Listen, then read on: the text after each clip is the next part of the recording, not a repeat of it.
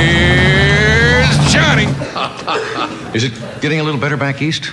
Yes. I think the government has not been telling us how bad the weather is back east. I saw an ad in the classified section of the New York Times today. It said, please contact. Well, it's very small print in those ads you have to read. Please contact Box 234 if you have any information about a city named Buffalo. It was in the New York Times today.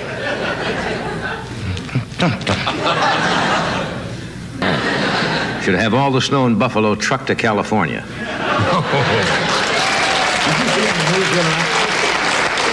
Did you see on the news the other night they were actually loading snow aboard trains and heading them south. Carrying it south? To melt. To melt? Yes. Now, that's kind of sad, isn't it? California would love to have snow out here because we have a drought out here. You could raise the temperature in Buffalo and melt the snow by asking Congress to meet there and speak. It's the best source of hot air I know of.